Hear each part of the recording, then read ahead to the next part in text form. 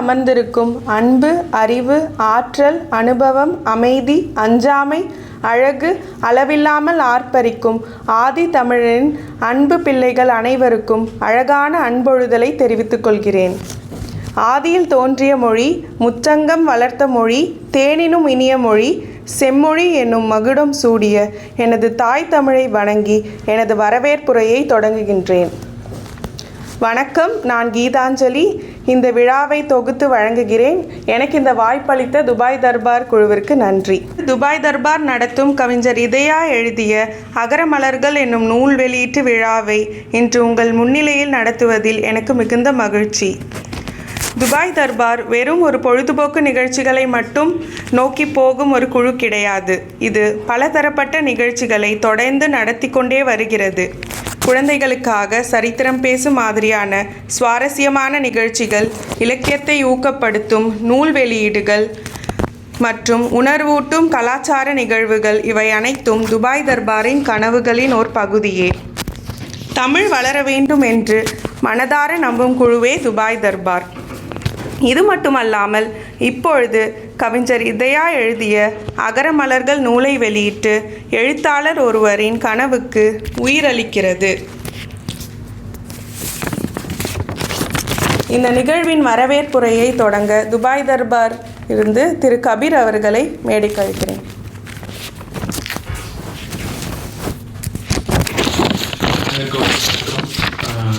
Dubai Darbar கவிஞர் இதயா அவர்கள் எழுதிய அகரமலர்கள் நூலை வெளியிடுறதுல ரொம்ப சந்தோஷம். இந்த நிகழ்ச்சிக்கு வந்திருக்கிற எல்லாரையும் நம்ம வரவேற்கிறோம். ஒரு பொழுதுபோக்கு நிகழ்ச்சிகள் அப்படிங்கிற யூடியூப் சேனல் நடத்திட்டு இருந்தாலும், அது சார்ந்த ஈவெண்ட்டுகள் நடத்திட்டு இருந்தாலும், இந்த மாதிரி தமிழ் சார்ந்து புத்தக வெளியிடாகட்டும், தமிழ் சார்ந்து சரித்திரம் பேசி இந்த மாதிரி நிகழ்ச்சிகளை தொடர்ந்து நடத்தணும் அப்படிங்கிறது துபாய் தர்பாரின் குழுவோட ஆசை. அதுக்கு எங்களுக்கு எப்பவுமே உடனடியாக இருக்கிற முதுவை இதாயத்தனை எல்லாத்தையும் வழிகாட்டுகள் பண்ணிட்டு இருக்க முதலிடத்தை நமக்கு வரவேற்கிறோம். இந்த நூல் குறித்து பேசுறதுக்காக வேண்டி முதல்ல பேசுறது எடுத்து செலக்ட் பண்ணிடும் போது அதை இவங்களாம் பேச வச்சா நல்லா இருக்கும் அப்படின்னு சொல்லி ஒரு ரெடி பண்ணோம். இந்த நூல் குறித்து பேசுறதுக்காக வருந்திருக்க அண்ணன் ஏசி டைம் அவருடைய வரவேற்கிறோம். இந்த நூல் குறித்து பேசுறதுக்காக வருந்திருக்க கார்டல் சார், உங்களை தமிழ் நிறைய நாங்கள் ஆர்வமாக பார்த்துருக்கோம், பேசிக்க வேண்டி எதிர்பார்த்துட்டு இருக்கோம். உங்களை வரவேற்கிறோம். எங்கள் குழுவில் இருந்தாங்க அவங்களோட தமிழ் ஒரு சிறப்பான ஒரு அந்த பேச்சுக்களாக இருக்கட்டும், அதோட எல்லா உச்சரிப்புகளும் ஒரு வித்தியாசமாக இருக்கும். அண்ணனோட பேச்சுக்காண்டி எதிர்பார்த்துருக்கோம், வரவேற்கிறோம். இந்த நிகழ்ச்சிக்கு வருந்துள்ள அண்ணன் அப்துல் காதர் வரவேற்கிறோம். இன்னைக்கு தான் நாங்கள் அறிமுகமானாலும் அண்ணனோட ஜமால் மர்கேர் அவரோட பரங்கிப்பேட்டை நினைவு ஒரு புத்தக எழுத்தாளர், அவங்களும் இந்த நிகழ்ச்சிக்கு வந்திருக்கிற வரவேற்கிறோம். இந்த நிகழ்ச்சிக்கு வந்து எல்லாரையும் வரவேற்கிறோம். தொடர்ந்து நிகழ்ச்சிகள் தொடர்ந்து இது மாதிரி தமிழ் சார்ந்து நிறைய நிகழ்ச்சி நடத்துறதுக்காக வேண்டி உங்களுடைய ஒத்துழைப்பு, அனைவரோட ஒத்துழைப்பு எங்களுக்கு தொடர்ந்து இங்கே வேணும் அப்படிங்கிறதையும் தெரிஞ்சுக்கிட்டு நிகழ்ச்சியை ஆரம்பிக்கலாம். தேங்க்யூ. இன்றைய நாள் ஒரு கவிஞரின் கனவுகள் கவிதைகளாக மலர்ந்த நாள். அகரமலர்கள் ஒரு அழகான நூல். அது மனதின் உணர்வுகளை மலர்களாய் வடிவமைத்து உணர்வின் நிழற்படம், காதல், வாழ்க்கை, சமூக விழிப்புணர்வு, தமிழ் மீது நேசம் எல்லாவற்றையும் மென்மையாக பேசும் கவிதைகள் உள்ள நூல். இப்பொழுது இந்த நூலை பற்றி தங்களது எண்ணங்களை பகிர சிறப்பு விருந்தினர்களை மேடைக்கு அழைக்கிறேன். முதலில் திரு AS இப்ராஹிம் அவர்களை மேடைக்கு அழைக்கிறேன். புகழ் அனைத்தும் ஏக இறைவன் ஒருவனுக்கு. இங்கே கூடியிருக்கிற அனைவர் மீது ஏக இறைவனின் சாந்தியும் சமாதானமும் என்றென்றும் நிலவட்டுமாக என்று பிரார்த்தித்தவனாக இந்த உரையை ஆரம்பம் செய்கின்றேன். என்னருமை சகோதர சகோதரிகளே, இன்றைய இந்த அகரமலர் என்ற இந்த நூல் வெளியீட்டு விழாவில் நாம் எல்லாம் இங்கே கலந்து கொண்டதில் ஒரு பெருமிதம் கொள்ள வேண்டும். ஏனென்றால் இன்றைய காலகட்டத்தில் நம்ம நவீன உலகமாகிடுச்சு. நவீன உலகம்னா போய் பார்த்திங்கன்னா மீடியா லெவலில் போயிட்டு நிறையா நம்ம முன்னாடி பார்த்தோம் யூடியூப் சேனலில் போய் இப்போ படம் பார்க்குற மாதிரி அப்படி போனாங்க. அப்புறம் கொஞ்சம் காலகட்டம் வந்துச்சு, போய் பார்த்தோம்னா சின்ன சின்ன துணுக்குகளாக குறும்படங்களாக போட்டு அந்த காலகட்டத்தில் அதை மக்கள் எல்லாம் விரும்பக்கூடியவர்களாக வந்தாங்க. அப்புறம் ஒரு காலம் வந்துச்சு, சின்ன துணுக்குகளாக போட்டாங்க. இப்போ பார்த்தோம்னா ஷார்ட் வீடியோன்னு 1 நிமிஷம் 2 நிமிஷம் உள்ள வீடியோவை பார்க்கக்கூடிய மக்களாக இருக்காங்க, அவ்வளோதான். அதுக்கு மேலே நம்ம போட்டோம்னா மக்கள் ரொம்ப இன்ட்ரெஸ்ட்டாக எடுக்க மாட்டேங்கிறாங்க. ஸோ இதெல்லாம் நம்ம இந்த போக போக காலங்கள் ஏறிக்கிட்டே போனாலும் ஆனால் ஒன்று நல்லா நினைவில் வைத்துக்கோங்க, இந்த புஸ்தகம் வாசிக்கக்கூடிய விஷயம், எதையுமே நம்ம படிக்கக்கூடிய விஷயத்தில் நம்ம கவனம் செலுத்துவோமேனால் அதுதான் நம்மளுக்கு வந்து மூளைக்கு வேலை செய்யக்கூடியதாக இருக்கும். பார்த்து கேட்குறது பார்த்திங்கன்னா, வீடியோவில் கேட்குறதெல்லாம் கண்ணால் பார்க்குற, காதால் கேட்குற, அதோடு முடிஞ்சு போயிடும். ஆனால் புஸ்தகத்தை ஒருத்தவர் படிப்பாரையானால் அது எதாக இருக்கட்டும், அது உங்களுடைய இஸ்லாமிய இலக்கியமாக இருக்கட்டும், இல்லை வந்து கவிதைகளாக இருக்கட்டும், இல்லை டெக்னிக்கலான உங்களுடைய புஸ்தகமாக இருக்கட்டும், உங்களுடைய வேலைகள் சார்ந்த புக்காக இருக்கட்டும், எப்படி வேணாலும் எடுத்துக்கோங்க. மத ரீதியான புக்கு கூட எடுத்துக்கோங்க, அதெல்லாம் ஒன்றும் பிரச்சனை இல்லை. நம்ம வந்து படிக்கணும். படித்தால் தான் அது என்ன செய்யும், நம்ம படிக்கும் பொழுது தன்னுடைய நாவு பேசும். நாவு பேசுகிறதுனால என்ன செய்யும், மூளைக்கு போகும், அது மெமரியில் போய் ஏறும். நம்ம சொல்லுவாங்கள்ல, இருக்கிறதுலே பெரிய ஒரு மெமரி பவர் எங்கே இருக்குன்னா நம்மள்ட்ட மூளையில் தான் இருக்குது. அவ்வளோ ஜிபி உள்ள அந்த மெமரி பவரில் நம்ம எவ்வளோக்கு எவ்வளோ ஏற்றி கொண்டு போகிறோமோ அவ்வளோக்கு அவ்வளோ ஸ்டோரேஜில் போய் நிற்கும். என்றைக்காவது அது வந்து வெளிக்கொணரும். அப்போ நம்ம இந்த படிக்கக்கூடிய ஆர்வத்தை வந்து நம்ம என்ன செய்யணும், மென்மேலும் வளர்த்து கொள்ளணுங்கிறது தான் என்னுடைய இந்த நேரத்தில் என்னுடைய கருத்தாக நான் உங்களுக்கு சொல்லிக்கொள்கிறேன். ஏன்னா படிக்கணும். இப்போ நம்ம சின்ன வயசுலேருந்து பார்த்திங்கன்னா கேஜியிலேருந்து 12th வரையும் படிக்கிறாங்க. அதுக்கு ரிஃப்ளெக்ட் பண்ணுறதுக்கு டிகிரியோ மாஸ்டர் டிகிரியோ அப்படி படிக்கிறாங்க. அதுதான் என்ன செய்யுது, அவங்களுடைய வாழ்க்கையில் அப்ளை ஆகுது. நம்மெல்லாம் பார்க்கலாம், எல்லோரும் சொல்லுவாங்க, என்னப்பா கணக்கு பண்ணுறாங்க, இதெல்லாம் எதுக்கு, எனக்கு யூஸ் ஆகுமான்னா சின்ன பிள்ளை இப்போயும் கேட்குறாங்க. இந்த கணக்கெல்லாம் எனக்கு எதுக்கு ஃபாதர்னு என்கிட்ட கேட்பாங்க. நான் சொல்லுவேன், இது என்றைக்காவது ஒருவனுக்கு அப்ளிகேபிள் ஆகும். உண்மையிலே அப்ளிகபிள் நம்மளுக்கு வரும். ஏதாவது ஒரு சந்தர்ப்ப சூழ்நிலை எதுவுமே வேஸ்ட்டாக போகாதுங்க. கண்டிப்பாக படித்தது ஏதாவது ஒரு நேரத்தில் நம்மளுக்கு கை கொடுக்கும். எல்லாம் சொல்லுவாங்களே, உலகத்தில் எது கை கொடுக்கும் இல்லையோ கல்வி நம்மளை என்ன செய்யும், கண்டிப்பாக கை கொடுக்கும், உயர்த்தக்கூடியது. அப்போ நம்ம படிக்கணுங்கிற அந்த கான்செப்டை தயவுசெய்து எல்லோரும் விளங்கிக் கொள்ளுங்கள். முடிந்தளவு என்ன புக்ஸாக இருந்தாலும் சரி படித்தே வைங்க. கண்டிப்பாக ஏதாவது ஒரு நாளைக்கு உங்களுக்கு இருக்கும். அப்போ இந்த அகர எழுத்துக்களில் நீங்கள் போய் நிறைய அந்த படிப்பில் உள்ள விஷயங்கள் அதை தான் இன்றைக்கி நான் முன்மொழியணும்னு வந்தேன். அவ்வளோ விஷயங்கள் இருக்குது. ஆனாலும் இந்த அகர மலர்களில் போய் பார்த்திங்கன்னா சகோதரர் ஹிதாயத் வந்து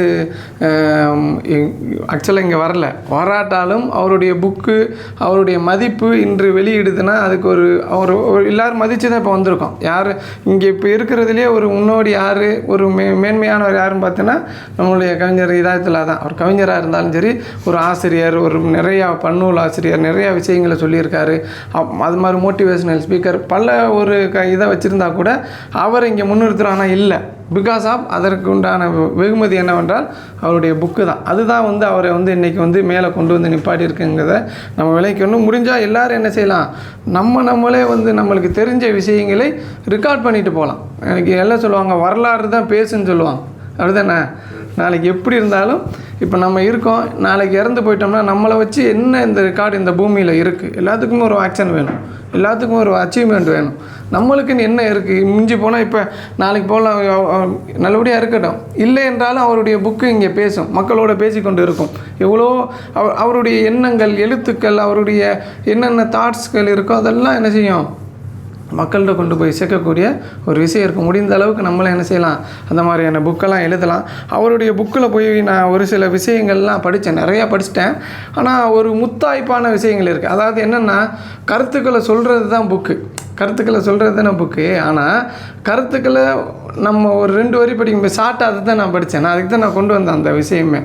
ஷார்ட்டாக வந்து டக்குன்னு ஒரு விஷயத்தை சொல்லிட்டு போயிட்டாப்புல, எல்லா விஷயத்தையும் சொல்கிறாப்புல. சொல்லும் பொழுது அந்த விஷயத்தை வந்து ஷார்ட் அண்ட் ஸ்வீட்டாக சொல்லுவாங்களே, ரொம்ப வளவலா கொலகொலான்னு பேசாமல் இந்த இருக்குது, இதுதான் விஷயம், இதை நீங்கள் பார்த்துக்கங்க அப்படிங்கிற மணிக்கு கொரோனாவை பற்றி ஒன்று சொல்லும் பொழுது, கொரோனா என்பதே கட்டுக்கதைன்னு சொன்ன அந்த மக்கள் மத்தியில் அவர் சொல்கிறார், கொரோனா என்பதே கட்டுக்கதை என்ன, காட்டு கூச்சலிட்டார்கள் சிலர். ஆமாம், உண்மையிலே அந்த நேரத்தில் அப்படி தான் நடந்துச்சு. ஆனால் மனிதர்களே, மணி எடுத்தால் நான் சாவதில்லை, மூட நம்பிக்கை தான் நான் சாவு மணி அடித்தேன் என்று சொல்லி காமிக்கிறான். ரொம்ப சிந்தனைக்குரிய ஒரு விஷயம்.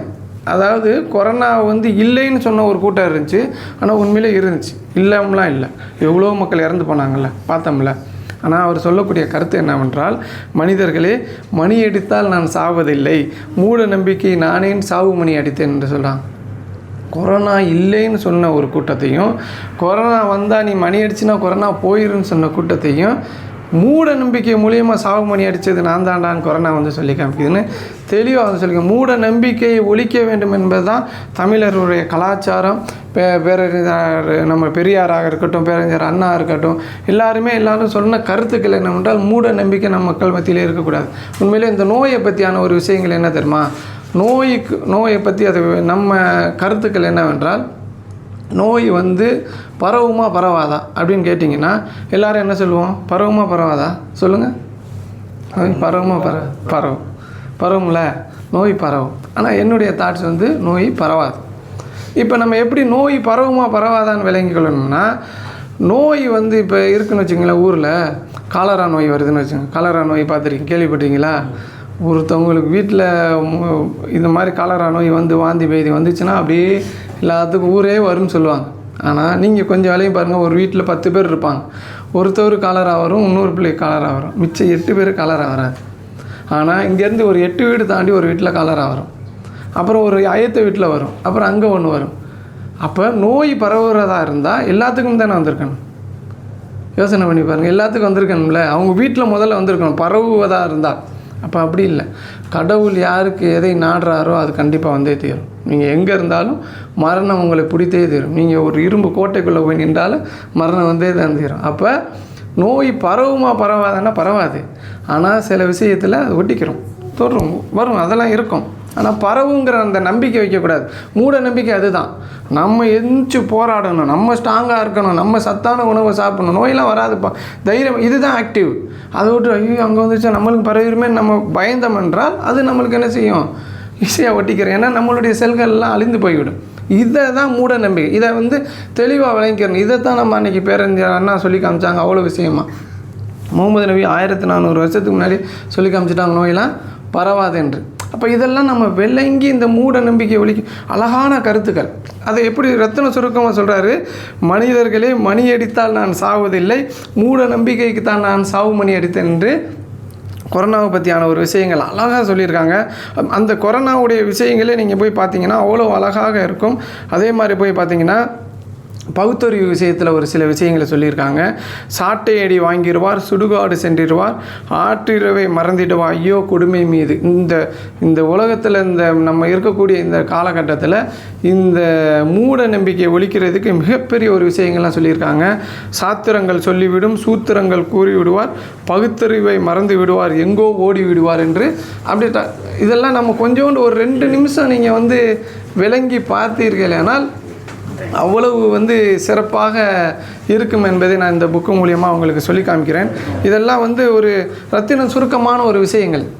டக்குன்னு அப்படியே ஒரு பாயிண்டாக ஃபுல்லாக போட்டிருக்காரு. நான் கூட பார்த்தேன் புக்குன்னா இப்படி வரிசையாக லைனாக எழுதிட்டு அப்படி போவாங்க அப்படின்னு பார்த்தேன். இல்லை, கவிதையாகத்தான் எழுதியிருக்கேன். உண்மையிலே கவிதையை நம்ம எப்படி விளங்கிறோம்னா, கவிதை என்றால் என்ன தெரியுமா, பொய்யினுடைய கூற்றுக்கள். உண்மையிலே நீங்கள் ஒரு பின்னாடி புலவர்கள்லாம் எடுத்து போய் பார்த்தீங்கன்னா இப்போ உள்ள கவிஞர்கள்லாம் தெளிவாயிட்டாங்க. இப்போ உள்ள கவிஞர்கள்லாம் என்ன உண்மையோ என்ன ஃபேக்டோ அதைத்தான் சொல்லக்கூடியவங்களாக இருக்காங்க. ஆனால் முன்னாடி உள்ளவங்கள்லாம் நீங்கள் போய் பார்த்தீங்கன்னா அவங்கெல்லாம் நீங்கள் போய் பாருங்கள், வானலாவிய வீடு அப்படிங்குவாங்க. வானலாவிய வீடுலாம் இருக்குமா பொய். ஆனால் அது பார்க்கும்போது அப்படி மாதிரியான பொய்யான கருத்துக்கள்லாம் எழுதுறாங்க. திங்க் பண்ணக்கூடிய கருத்துக்களாகவே எழுதி வச்சுருக்கேன். நிறைய நான் கவிதை, உண்மையிலே நான் கவிதையை முதல்ல நான் ஏன்னா இந்த மாதிரியான படித்ததுலேருந்து கவிதையை போய் நம்ம ஏன் படிக்கணும் அப்படிங்கிற ஒரு விஷயம்லாம் இருந்துச்சு. சில தாட்டுகளுக்கு பின்னாடி நிறைய நம்மளுடைய கவிதை, அதுக்காக நான் விட மாட்டேன், படிப்பேன். சும்மா என்ன தான் எழுதியிருக்காங்கன்னு தெரிஞ்சாவது வச்சுக்கணும்ல. சும்மா வெறுத்து ஒதுக்குறதெல்லாம் பிரயோஜனமே இல்லை. என்றைக்குமே வச்சுக்கோங்க. அது நீங்கள் எந்த புக்காக இருந்தாலும் வாங்கி படிங்க. முஸ்லீமாக இருந்தீங்கன்னா உங்களுக்கு பௌத்துக்கு கூட வாங்கி படிங்க, ஒன்றும் பிரச்சனை இல்லை, தப்புலாம் நான் சொல்ல மாட்டேன். விளங்கி கொள்ளுங்கள், அவங்க என்ன சொல்கிறாங்க கருத்து தெரிஞ்சுங்க. கிறிஸ்டின் பைபிள் இருக்கா வாங்கி படிங்க, ஒன்றும் பிரச்சனை இல்லை. இந்துக்களாக முஸ்லீம்கள் குரான் என்ன சொல்லுது வாங்கி படிங்க. அவங்க கிறிஸ்டினா பைபிள் என்ன சொல்லி வாங்கி படிங்க. நம்மளுடைய தாட்ஸுக்கு நம்ம என்ன விளங்கி வச்சுருக்கோம், அது என்ன கருத்துக்களை சொல்லுது, எது நல்ல கருத்துக்களை சொல்லுது. கண்டிப்பாக நல்ல கருத்துக்கள் சொல்லக்கூடிய எல்லாத்தையுமே நம்ம ஏற்றுக்கணும். எதையுமே அப்படிலாம் உதாசீனம். ஏன்னா முன்னாடி சொன்ன மாதிரி அது என்றைக்காவது நம்மளுக்கு கண்டிப்பாக நீதி போதனை என்றைக்குமே வேஸ்ட் ஆகாதுங்க. நீதி போதனைனா இந்த சமுதாய இந்த இலக்கிய சம்பந்தமான விஷயங்கள்லாம் நீதி போதனைகள் தான் நம்மளுக்கு சொல்லி காமிக்கும். அதெல்லாம் ஒருபோதும் வேஸ்ட் ஆகாது. நம்மளுடைய வாழ்க்கையில் நம்மளை என்றைக்காவது உயர்த்தும். நீங்கள் நல்ல கருத்துக்கள் என்றைக்கு நம்மளுக்கு கெடுதலாக பண்ணும். ஏப்பா சிகரெட்டு குடிக்காதீங்க, மது அருந்தாதீங்க, விலை மாதுட்ட போகாதீங்க, இப்படிலாம் சொல்கிறது கருத்து நம்மளை உயர்த்துமா தாழ்த்துமா? இது எந்த மதத்தில் இருந்தாலும் நம்ம ஏற்றுக்கணும்ல. அது முஸ்லீமாக இஸ்லாத்தில் இருந்தாலும் சரி, கிறிஸ்டினில் இருந்தாலும் சரி, ஹிந்துவில் இருந்தாலும் சரி, பௌத்தத்தில் இருந்தாலும் சரி, எதில் இருந்தாலும் சரி, நல்ல கருத்துக்கள் சொல்லும்போது அதை என்ன செய்யணும்? ஏற்றுக்கணும். ஏற்றுக்கொள்ளணும்னா அப்போ நல்ல கருத்துக்கள் தேடி சும்மா உட்காந்து இருந்தால் இப்படி இருந்தால் கிடைக்காது. புக்கு படிக்கணும். இன்றைக்கி இதாயத்தில் அவர் என்றைக்கு பார்த்தாலும் சகோதரர் இதாயத்தில் அவர் வந்து ஏதாவது ஒரு புக்கை என்கிட்ட கொடுத்துக்கிட்டே இருப்பார். அப்போ என்ன ஆகும்னா நான் வாங்கி வச்சுருவேன். என்றைக்காவது ஒரு நாள் நான் கண்டிப்பாக படிக்காமலாம் இருக்க மாட்டேன். என்றைக்கு நம்மளுக்கு வந்து ஃப்ரீ டைம் இருக்கும், நான் என் காரில் பார்த்தீங்கன்னா சைடு பின்னாடி எல்லாம் வச்சுருவேன். பின்னாடி என் ஒய்ஃப் சொல்லி படிக்கிறதுக்கு முன்னாடி வைக்கணும், ஏங்க பின்னாடி வைப்பீங்க? பின்னாடி யாராவது எனக்காண்டி வந்து உட்காருவீங்க. கண்டிப்பாக சும்மா எவ்வளோ நேரம் தான் நீங்கள் அப்படியே பார்த்துட்டு இருப்பீங்க? எப்படியாவது ஒரு புக்கை எடுப்பீங்க, ஒரு வார்த்தையாவது படிக்க மாட்டிங்களா? ஒரு பக்கமாக அது படிக்க மாட்டிங்களா? அந்த தாட்ஸ் தான். ஸோ இதெல்லாம் வந்து அவங்க செய்யக்கூடிய அந்த செயல் கண்டிப்பாக நன்மை கிடைக்கும். ஓகேங்களா? அப்போ நம்ம இந்த மாதிரியான புக்கை வந்து எப்போதுமே படிக்கக்கூடியவர்களாக வரணும். இதே மாதிரி சகோதரர் வந்து இன்னும் நிறைய விஷயங்களை சொன்னார். அந்த கவிதையுடைய விஷயத்தில் வந்து நான் பார்த்த வரைக்கும் இந்த சகோதரருடைய முதுவையுடைய இதாயத்துல்லாவுடைய அவங்களுடைய அந்த கவிதைகள் வந்து மிகச்சிறந்ததாக இருக்குது. மென்மேலும் இதன் மாதிரியான நிறைய விஷயங்களே மக்களுக்கு புக்கு வடிவிலையும் எழுத்து வடிவிலையும் சொல் வடிவிலையும், அவர் நிறைய ஒரு பேச்சாளரும் கூட, அவர் நிறைய மேடையில் பேசக்கூடிய ஒரு வாத்திய ஆசிரியரும் கூட அவர். ஓகே, அப்போ அவங்களெல்லாம் அந்த மாதிரியான என்கரேஜ் பண்ணக்கூடிய ஒரு மக்களாக நம்ம வர வேண்டும். இந்த புக்கை வாங்குங்க, படிங்க, நல்ல கருத்துக்களை உள்வாங்குங்க. இதே மாதிரி நம்மளும் என்ன செய்யணும்? ஒரு தாட்ஸ் வச்சுக்கோங்க ஏதாவது. ஆனால் எய்ம் இல்லைன்னா ஒன்றுமே பண்ண முடியாது. எய்ம் என்றால் ஏதாவது ஒரு பாயிண்ட், இந்த உலகத்தில் நான் வாழ்ந்தேன், நான் சாகிறதுக்கு முன்னாடி ஏதாவது ஒரு விஷயத்தை செஞ்சுட்டு போவேன், ஏதாவது ஒன்று மக்களுக்காண்டி நான் விட்டுட்டு போவேன்னு சொல்லுங்கள். இன்றைக்கி நம்ம இருக்கக்கூடிய சூழ்நிலையில் நம்ம கற்றுக்கிற விடயம் நிறையா. ஆனால் கற்றுக்கொண்ட விஷயம் எவ்வளோ இருக்கும்? எல்லாத்துக்குமே இருக்கும்ல. ஒரு 10 விஷயங்களாக இது இருக்காது? கண்டிப்பாக இருக்கும். நீங்கள் என்ன தொழில் பண்ணுறீங்களோ, என்ன வேலை பார்க்குறீங்களோ, அதில் எக்ஸ்பர்ட் ஆகிருக்க மாட்டீங்க. ஒரு 3 வருஷம் இருந்தால் அதை கூட நீங்கள் என்ன செய்யலாம்? ஒரு புக்கு வடிவில் நீங்கள் கொண்டு வந்து போடலாம். இப்போ ஒரு ஏசி டெக்னீஷியன்னா ஏசி டெக்னீஷியனுக்கு என்ன விஷயங்கள் இருக்குது, இதனால் என்னென்ன பலன்கள்லாம் இருக்குது, எப்படியெல்லாம் ஸ்டார்ட் பண்ணலாம், எப்படிலாம் உங்கள் வீட்டில் ஏசி ரிப்பேர் ஆனால் எப்படி உங்களால் சின்ன சின்ன விஷயங்கள்லாம் அரெஸ்ட் பண்ணலாம், இப்படின்னு எழுதலாம்ல. ஒரு தொழிலுக்காண்டி சொல்கிறேன்.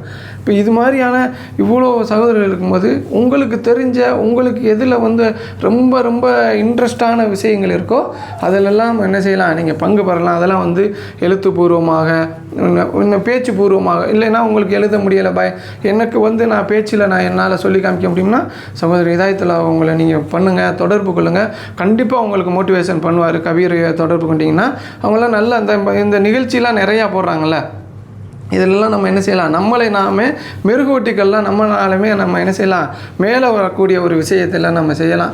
அப்படி ஒரு செய்யக்கூடிய மக்களாக ஆக வேண்டும் என்று என்னுடைய பிரார்த்தனை வந்து கவிஞர் இதாயா அவர்களுக்கும் சகோதரர் இதாயத்துல்லா அவர்களுக்கும் கபீர் அவர்களுக்கும் இங்கே வருகிற எல்லா மக்களுக்கும் நன்றியை தெரிவித்துக் கொண்டு என்னுடைய உரையை நிறைவு செய்யும்.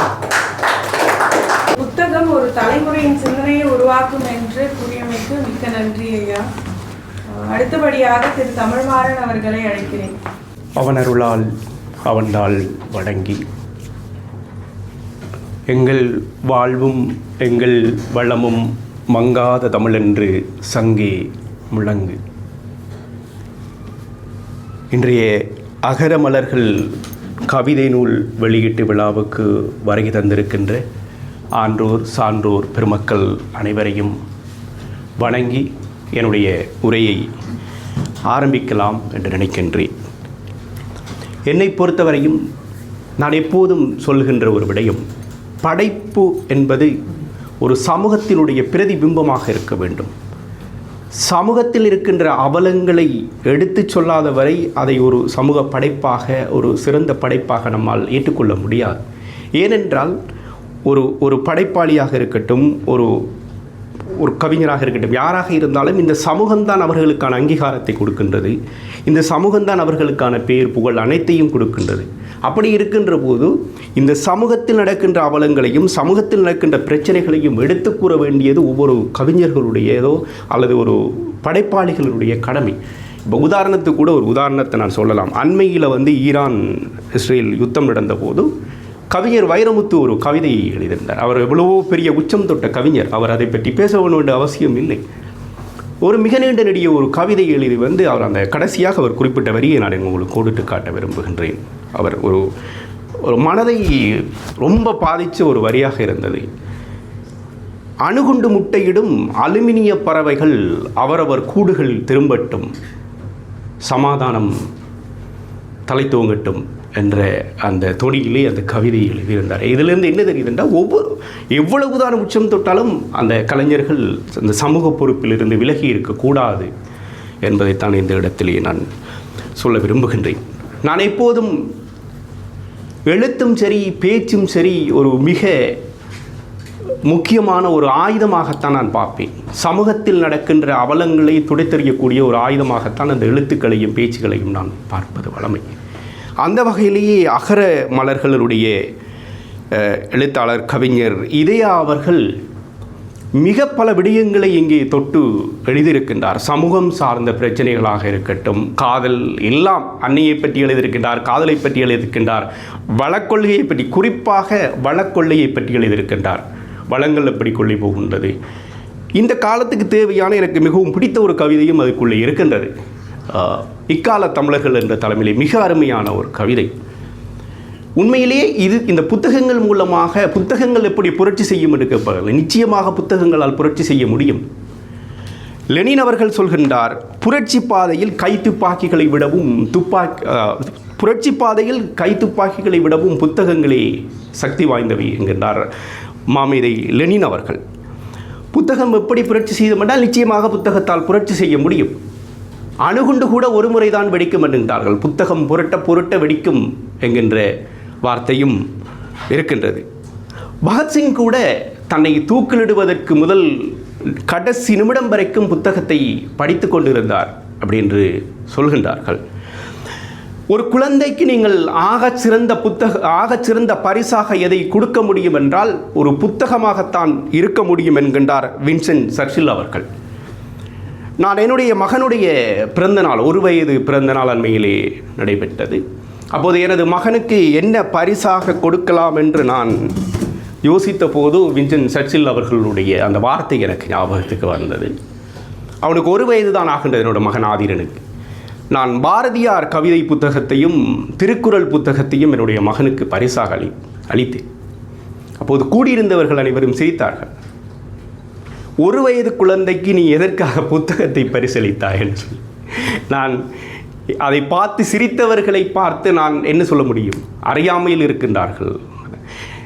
எனக்கு என்ன சந்தோஷம் என்றால், நான் இங்கே இருக்கின்றேன், புத்தகத்தை வாங்கி அனுப்புகின்றேன். என்னுடைய மனைவி அந்த புத்தகத்தை என்னுடைய மகனிடம் கொடுக்கும்போது அவன் 2 புத்தகத்தையும் எடுத்து கொடுத்த போது பாரதியாரனுடைய புத்தகத்தை எடுத்து அணைத்து கொண்டு அதை 1 வயதில் அவனுக்கு என்ன தெரியுமில்ல அதை திறந்து பார்த்தான். அதில் எனக்கு ஒரு சந்தோஷம்.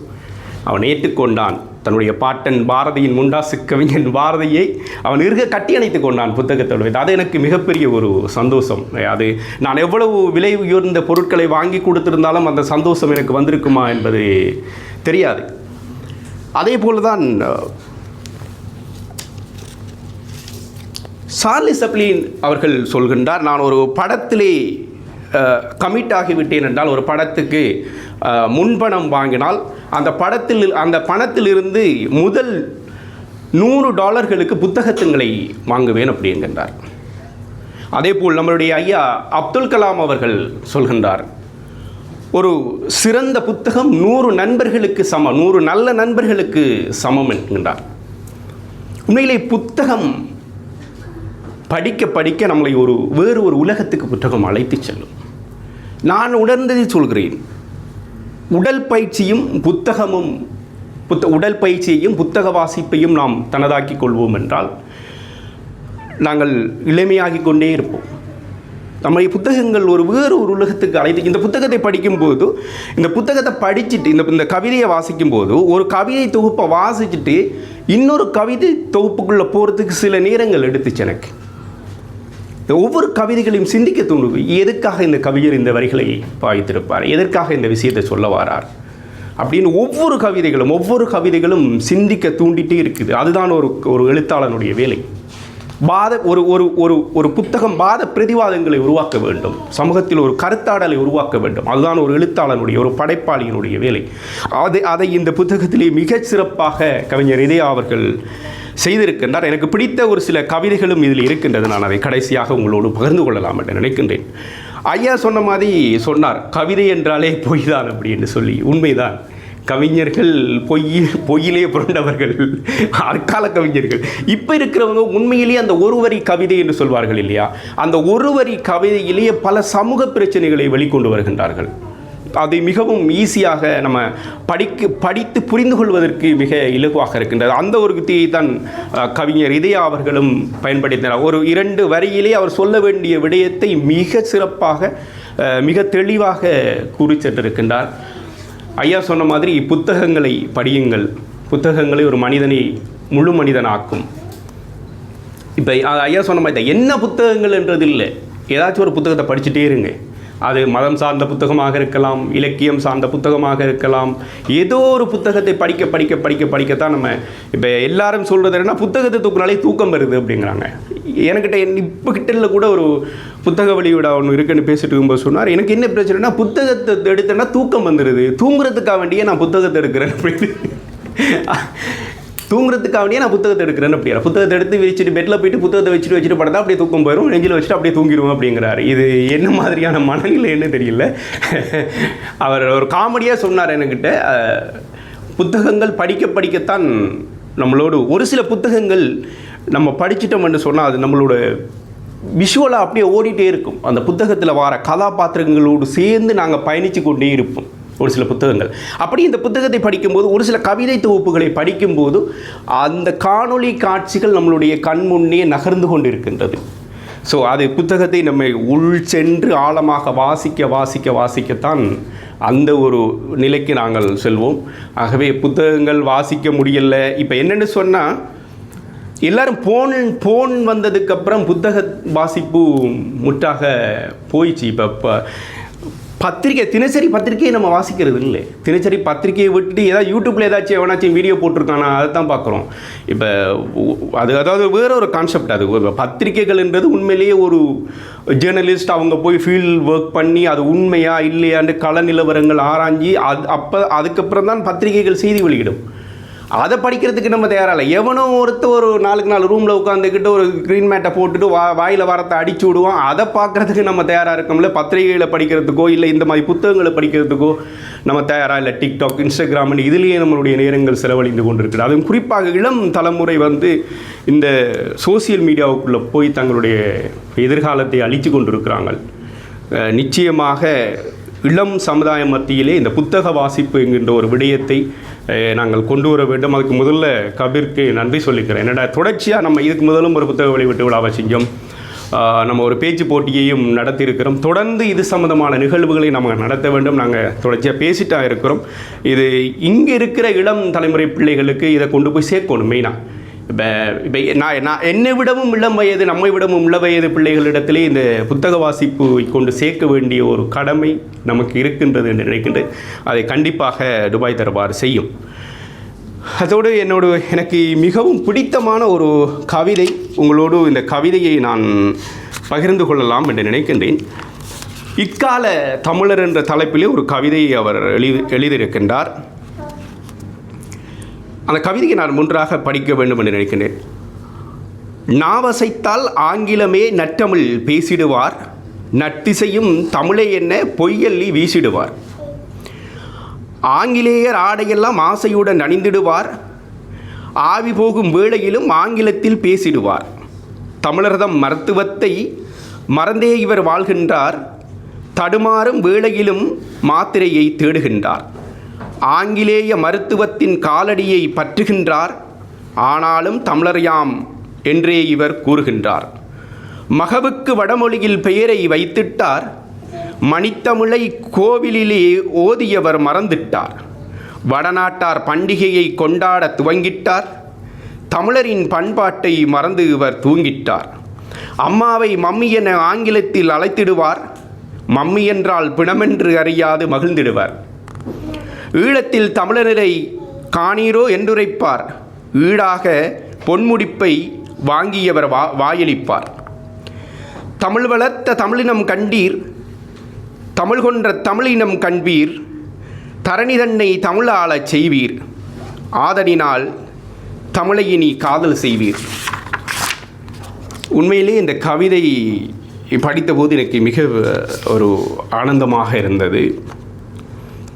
இப்போ எல்லாரும் ஆங்கிலத்தில் பேசினா அறிவாளி நினச்சிட்டு இருக்காங்க. எனக்கிட்ட எல்லாரும் கேட்குறது, நீங்கள் துபாயில் வேலை செய்கிறீங்க, பேங்கில் வேலை செய்கிறீங்க, ஆங்கிலமே பேச மாட்டேங்கிறீங்க, ஆங்கிலம் தெரியாதா அப்படின்னு.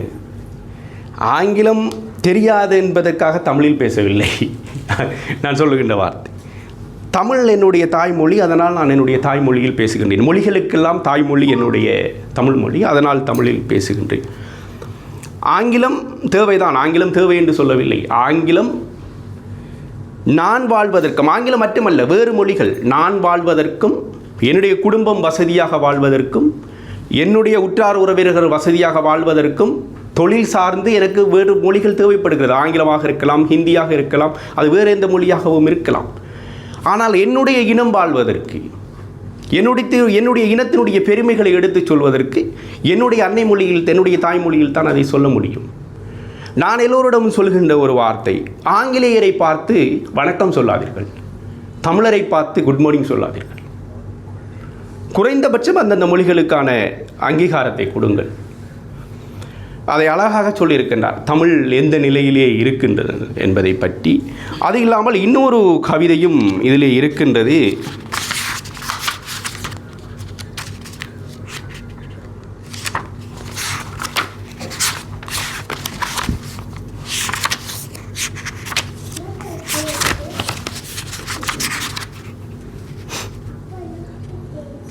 இலக்கியம் அவள் என்கின்ற ஒரு கவிதை எனக்கு மிகவும் பிடித்தமான ஒரு கவிதை.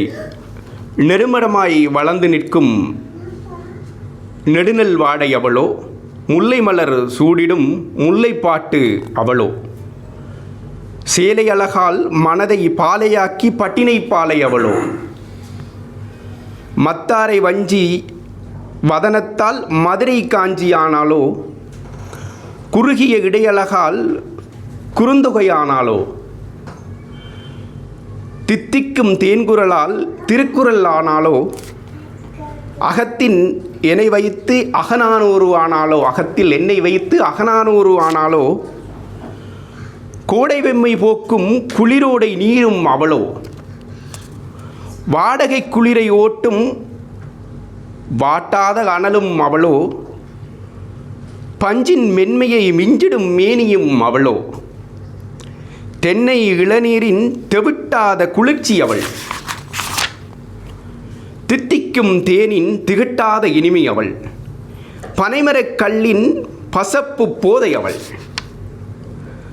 ராமனனை மட்டும் நேசிக்கும் சீதை அவள், உன்னை முக்கணி சுவை என்பேன், முத்தமிழ் ரசமே என்பேன், முக்கடல் அமுதே என்பேன், முன்றின் தென்றலே என்பேன், ஓருயிர் நிக்சன் தன்னுயிர் நீக்கிடும் அற்றில் நீயன், தன்னுயிர் நீக்கிடும் அன்றில் நீ என்பேன் அப்படின்று காதலையும் அழகாக சொல்லியிருக்கின்றார். தமிழர்களுடைய வாழ்வியலே காதலை தவிர்த்து விட்டு நாங்கள் காவியங்களையோ எதையுமே படைக்க முடியாது. ஆகவே கவிஞரும் அழகாக அந்த ஒரு காதல் இதையும் சொல்லியிருக்கின்றார். எனக்கு இந்த கவிதை எனக்கு பிடித்திருக்கின்றார். நானும் காதலித்து தோத்து போனவன் பல காதல் கவிதைகளை எழுதியிருக்கின்றேன்.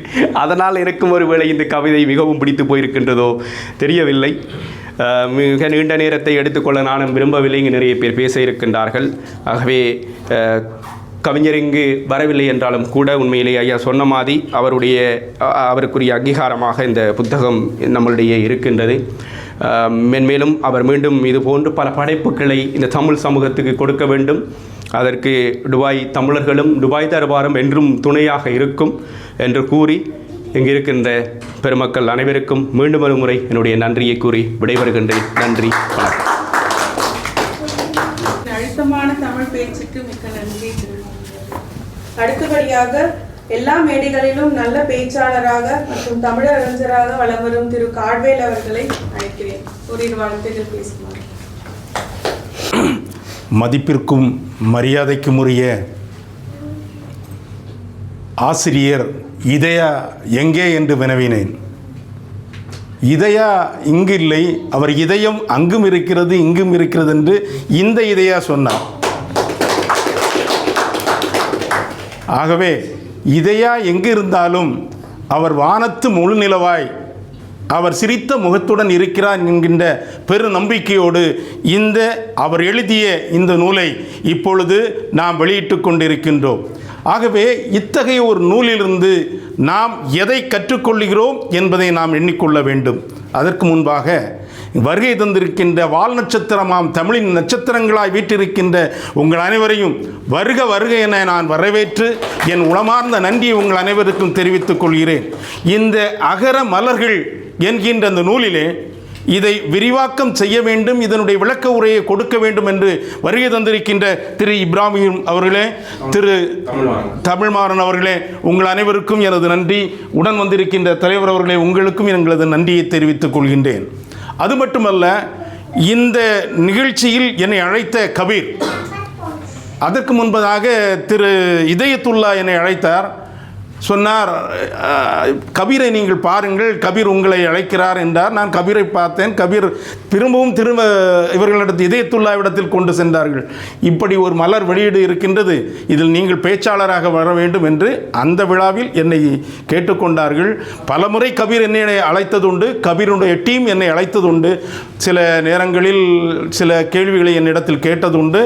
ஆனால் எனக்கு வர முடியவில்லை. ஆனால் இந்த ஒரு வாய்ப்பை நல்கிய உங்கள் இருவருக்கும் எனது நன்றியை நான் தெரிவித்துக் கொள்கின்றேன். அது மட்டுமில்லை, இந்த அகர நூல் எனக்கு பிடிஎஃப்பில் வந்தது. பிடிஎஃப்பில் வந்த உடனே என்னடா நான் கம்ப்யூட்டரில் போட்டு பார்த்தா இது எல்லாம் பார்த்தேன், ஒன்றும் எனக்கு கண்ணுக்கு பார்வைக்கு ஒன்றுமே தெரியல. டக்குன்னு என்ன செய்யலான்னு நினச்சேன், க்ரீன் விஷன் சொல்லி நம்ம கண்ணன் அவர்கிட்ட சொன்னேன், என்ன சார் நீங்கள் இதுக்காக பெரிய இருக்கேன், அனுப்பிவிடுங்க, பிடிஎஃப் அனுப்பிவிடுங்கன்னு சொல்லி ஒரு பெரிய புக்கே எழுதி, நான் புக்காக வேணாமல் போட்டுட்டான்னு கேட்டார். எனக்கு அதில் அட்டைப்படம் தந்தீங்கன்னா நான் புக்கை போட்டுருவேன்னாரு. இல்லை பரவாயில்ல, எனக்கு வாசிக்கிறதுக்கு தந்தாலும் கொடுங்கன்னு. அவ்விதமாக எனக்கு உதவி செய்த திரு கண்ணன் அவர்களுக்கும் எனது மனமார்ந்த நன்றியை தெரிவித்துக் கொள்கிறோம். இப்பொழுது நாம் இந்த நூலுக்குள் செல்கிறோம். அகர மலர்கள், அகரம் அந்த புத்தகத்தினுடைய ஆரம்பத்திலே எழுதியிருக்கிறது ஆ என்ற சொல்.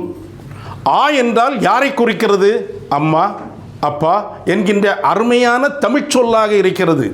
அந்த முதல் சொல்லைத்தான் தன்னுடைய இந்த மலருக்கு, முதல் மலருக்கு வைத்திருக்கின்றார் இந்த தமிழாசிரியர் இதயா.